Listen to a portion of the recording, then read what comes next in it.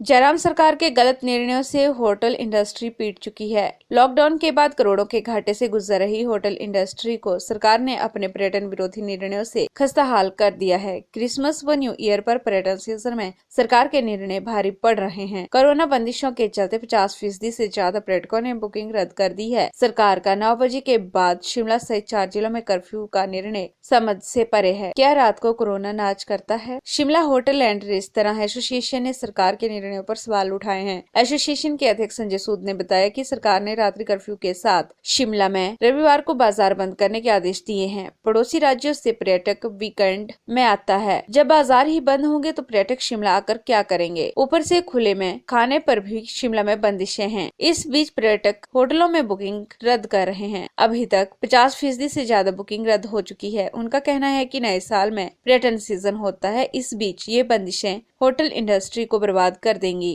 Sir, hotel industry काफ़ी नुकसान में रह चुकी है। जब से लॉकडाउन सेंट्रल गवर्नमेंट ने किया था 22 मार्च को, तब से हमने सबने कोऑपरेट किया। हम सब बंद थे और बहुत मुश्किल घड़ी से गुजरे।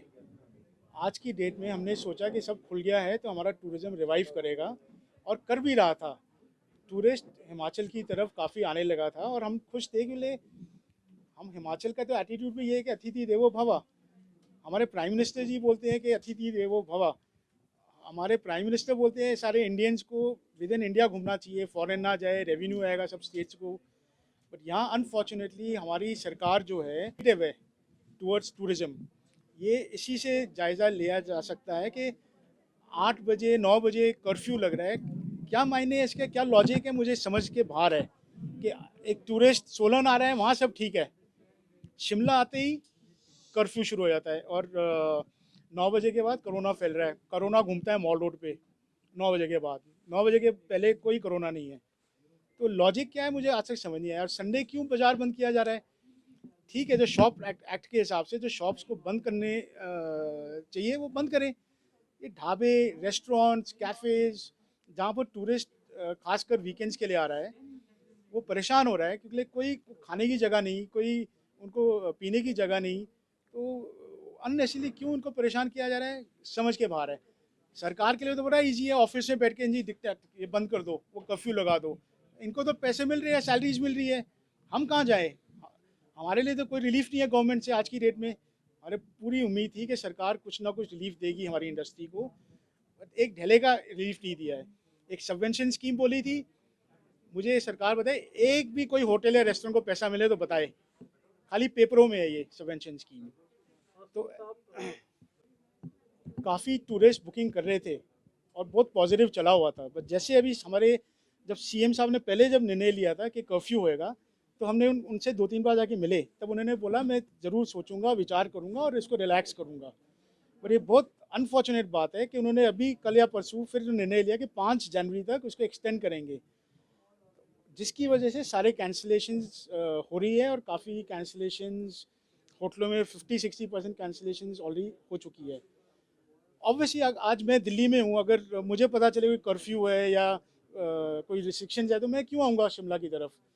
There are lot of other places India में, गोवा चले जाऊँगा, उत्तराखंड चले जाऊँगा, राजस्थान चले जाऊँगा। तो ये हमारे हिमाचल का लॉस है। इसके लिए मैं अभी भी रिक्वेस्ट करूँगा सरकार को कि बैठो, सोचो और एक पॉजिटिव टूरिज़्म के लिए सोचे और अपना निर्णय चेंज करें। घाटा तो कैलकुलेट किया नहीं जा सकता, हज़ारों करोड़ में है सर। एक गरीब आदमी क्या कैलकुलेट करेगा? अभी अगर मेरे रेस्टोरेंट में इनकम नहीं आएगी तो ऑब्वियसली मेरे जो एम्प्लॉयज़ हैं मेरे को उनको निकालना पड़ेगा। अब हम नहीं चाहते ना वो निकाले। सरकार बोलती है इनको सब कुछ दो, और कहाँ से दें सर? सरकार बोल रही है बिल्स भरो, गार्बेज बिल भरो, इलेक्ट्रिसिटी भरो, कहाँ से भरे? हम समझ के बाहर हैं।